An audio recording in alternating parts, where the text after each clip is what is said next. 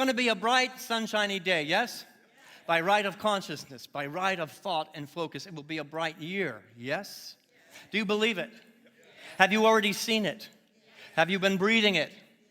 Are you living into it? Yeah, okay, we're not quite there yet. We are on the precipice of a brand new year, an exciting new set of minutes and seconds and hours and days and months in order to fulfill the destiny by which God has created us, through which God has created us to be, a vision and a dream that is only going to be expressed on earth through you. And we as a collective, as a community, a spiritual community, are living into a dream that is expressed as us. Through the month of December, in Advent, we had been celebrating a new mission, a new vision, our core values.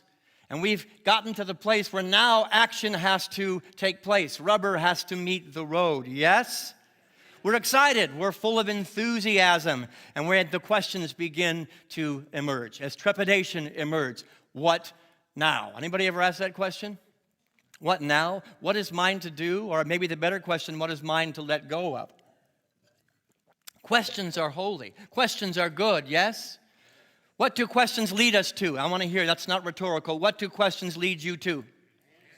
New answers, different answers. You keep asking the question, the answer gets greater and brighter and more profound, and the vibration gets raised. What else do they lead you to? More questions. Give them a lollipop, you have the right answer. It leads to more questions. If we are on an evolving path of becoming, if we are stretching ourselves, we need to invite in more questions. We need to be willing to jump into the unknown, maybe not being able to see clearly right now, but knowing that by the jump, it will be clearer tomorrow or the next day, or maybe clearer within me first, because as we know in Unity, everything is created twice. First in mind and then in reality. So when we sing, I can see clearly now, it is an internal vision. It is an internal awareness. It may be very foggy on the outside. Has anybody ever lived there where, I'm from California, and ever experienced Thule fog? Thule fog is a little bit scary. I mean, it's just fog for miles and miles, and you can see for miles, but you cannot see the road. You cannot see beneath your feet. You don't know what's in the next step. Well, the reality is when we sing, I can see clearly now, it is an awareness that I am seeing the internal spiritual vision before it is manifested out here. And so many people on the planet are about clearing the fog out here. Why doesn't God clear it? Why doesn't it move? Why doesn't it change here? Because we have to change first on the inside. Say that with me. I have to change on the inside. I have to. And because we're on the journey from me to we say we have to change on the inside. Together? So heading into 2025, an exciting new year, we have the resolve. We have the vision. We have the purpose and the drive, but we have no idea what really lies before us. But what we have is a commitment, a courage, and a dedication to take the leap, to take the jump. We don't have a clear view of what comes next, and that is the most precious, beautiful moment on earth. It is the moment of choice. I get to choose to define myself by the fogs or to define myself by what I see, I clearly know and have been breathing and living and seeing and manifesting on the inside first. We must step into it with a faith and a trust that we celebrated right here as we lit that first candle of Advent. You see, Christmas and Advent is not just a one-time occurrence. It is a state of being. It is a state of living. It is a state of consciousness. We don't have a clear idea, but at this time of year, it's always fun to remember the Indiana Jones movie, right? That moment where he has to cross the chasm, he doesn't know how to get there, and there's nothing there until he takes the step, and then the bridge appears. Or as my friend Bill Kuhn says, every Wednesday night, the next right step. Say that with me. The next right step. How many of us are living from a consciousness, I need to know the distance between point A and point Z, and I need every step laid out for me, and I won't take any action. So we become paralyzed, and nothing gets done. The reality is you've got to take a step, the bridge appears. You take another step, the bridge will appear. But the bridge will not be there. You're going to be in the fog until you take the step.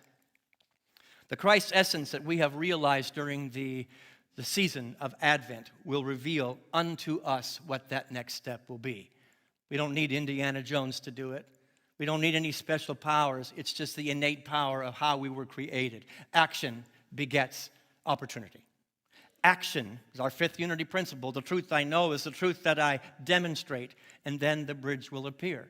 It says in the book of Psalms, one of my favorite scriptures to remember when it seems foggy and I'm afraid and I'm scared, I will be a lamp unto thy feet.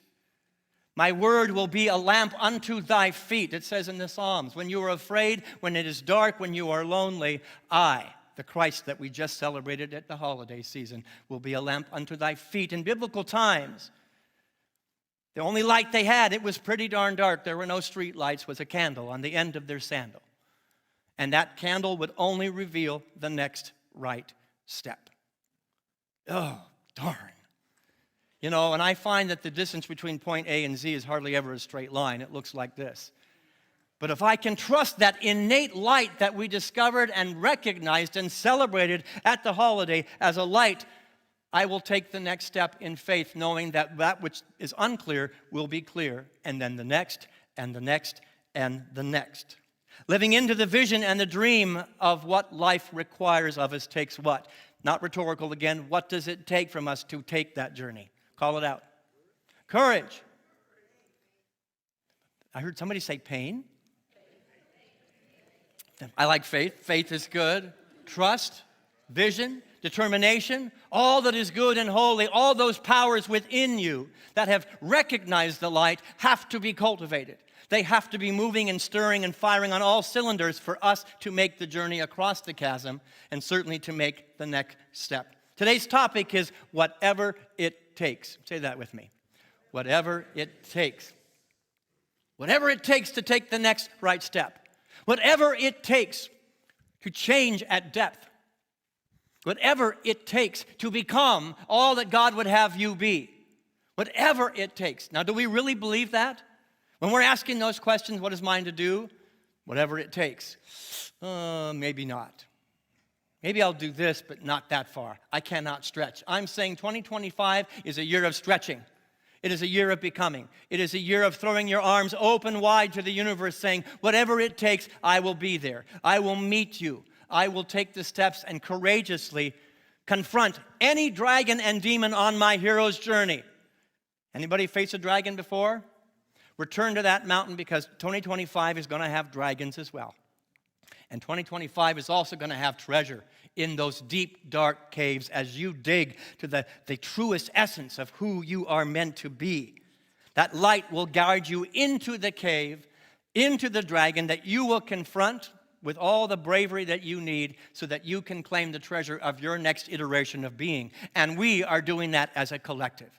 Our community is no longer playing small. The journey from me to we is going to be profound, and we're going to have to confront a lot of things that we need to do, a lot of things that we need to release in order for that journey to be complete. Whatever it takes to align with the purpose and destiny of this community and of our lives, knowing that with each step taken, the next one will become clearer because we are willing to change at depth. Say that with me. We are willing to change at depth. Really? We have to know with a deep, abiding faith that Christ that we celebrated was not just 2,000 years ago, but it was birthed again within us. A power, a potential, a possibility, a light, a goodness, a strength like nothing you've ever experienced before.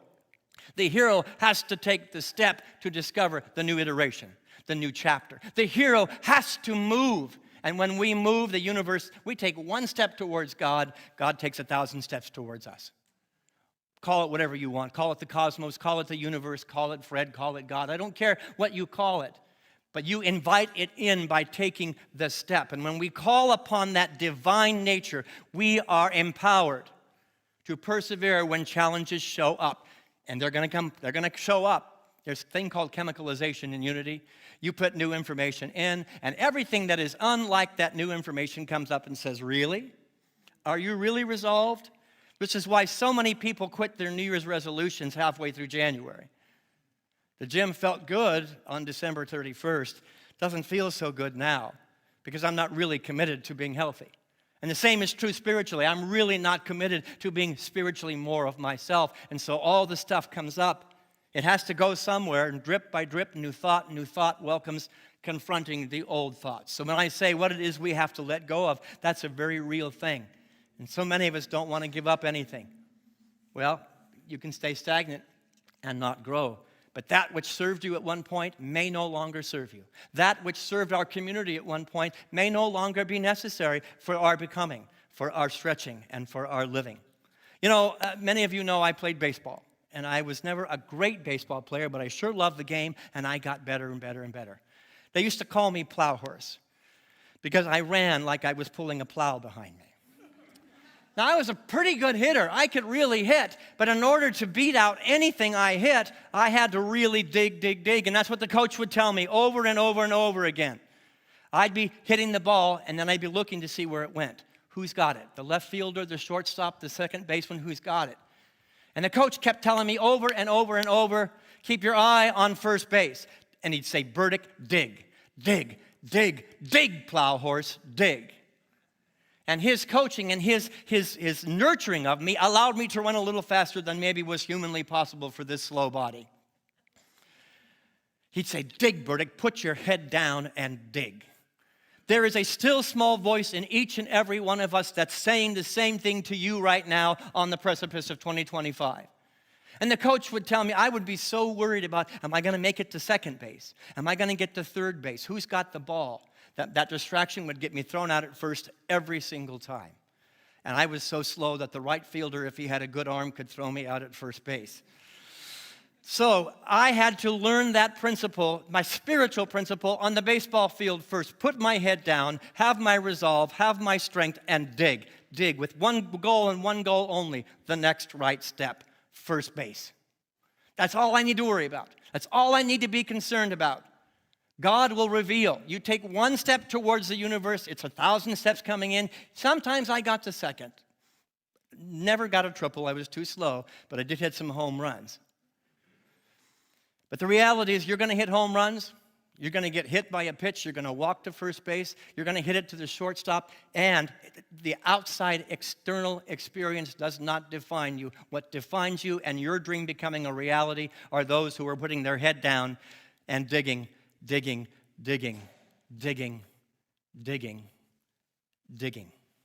One of my heroes is Wilma Rudolph. You recognize the name? There's somebody who could really run fast. She was born prematurely, too small, and she contracted polio as a child. Wilma Rudolph, yep, prematurely born, contracted polio, and doctors told her she would never walk, and if she did ever manage to walk, she would be wearing braces and have crutches. But Wilma had a vision of herself running, not just walking. She refused to accept the external realities. She refused to be limited by anybody else's opinion of her. And she held the vision of running. And she put her head down. And what did she do? Whatever it took to be a runner. She took one step at a time. First base. Say that with me. One step at a time. Put yourself on first base right now. Whatever the dream is, whatever the vision is, put yourself on first base. Close your eyes and envision yourself moving in that direction. Picture yourself doing whatever it takes to be in that position. This is the job right now on the precipice of a new year, is to close your eyes and live and breathe and have your being in first base. Not second base, third base, not the shortstop, not the left fielder, but the magnificent Spirit of God expressed at the point of you. What will it take? What will it take from you to get to that first base? What is it going to take? What are you going to have to access in your heart in order to have your running moment? You can open your eyes. Wilma Rudolph is one of the fastest women ever to dot the face of this planet. One step at a time, one challenging moment at a time, she was not defined by external reality, but only by the vision. That's why she's one of my heroes. She held on to her dream and her trust in the divine spark within her, that which we celebrated at Advent. This is a quote that she said. I invite you to say it with me. Never underestimate the power of dreams and the influence of the human spirit. The human spirit is the words that she used. The Christ is the word that we used. The light, the love, the goodness, the wholeness, the perfection of you is calling for a greater expression. And so with arms open wide, do this with me. Put your arms open wide and say once again, whatever it takes, I will live into my fullness. And I will live as the Christ. Really? Whatever it takes. No matter what comes up from within you, I will do whatever it takes. No matter what comes up around you, anybody tell you you can't? Anybody tell you you shouldn't? Anybody tell you that it's impossible? Let every voice but the voice of the one, the voice of God, be still, it says in Course in Miracles. Let every voice but the voice of God be still in me now. That's where we go when we say whatever it takes. That's what 2025 demands of us as a community. It's what it demands of each individual in this community as dreams are realized. Not just individual dreams, but the collective dream. You know, we have something pretty special here. You recognize that? I had so many people come to me Christmas Eve and said, I cried. And those teenagers spoke directly to my heart. Those words were profoundly Christmas words, but they are 2025 words. It says, that which lives in you is no longer playing small. I stand at the door and knock, it says in the book of Revelation. That voice, that you, that greater Ted Worrell, that greater Michael, that greater Bill, it's waiting and it's knocking at the door. And that's what it's going to take from us, is to turn the handle, open the door, whatever is there. We don't know, because we only know the next step, but the next step is to turn the handle, and it is an internal handle. So I ask you today, what is your running moment? You have a running moment. Dig. Dig. You have an Indiana Jones moment waiting for you in 2025. Maybe it's already started. Put your head down. Keep your eye on first base. And take the next right step, and the next, and the next. And it may feel very foggy out here, but I can see clearly now on the inside. The next version of yourself. I'm going to read a poem. And full disclosure, this poem was written by AI with a little help from Richard Burdick. I put a lot of input in there and said, give me something that has meaning, a prose. And it spit something out, and I go, no, that's not it. Give me something different. Put this in there. AI is an amazing thing, and I'm making friends with it. I've been accused of being an artificial intelligence myself. But this is what came out, and I want you to take it and make it personal before I invite a very special guest to come up here and tell you his story of perseverance. Make these words personal. Take them personally. Whatever it takes, we whisper to the wind. As the sky opens and the unknown stretches before us, though the ground beneath your feet quivers, you stand firm, not because you are fearless, but because you are ready to face fear itself. Whatever it takes, we tell the shadows as they press in close, and their whispers crawling along your skin.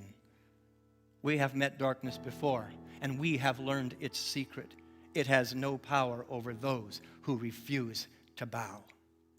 Whatever it takes, we promise ourselves, as we step into the mysterious void, the place where dreams are born and doubts are laid to rest. This is where we find the parts of ourselves that only the unknown can reveal. In the cave is where the treasure is. The strength we didn't know we had. The light we didn't know that we carried.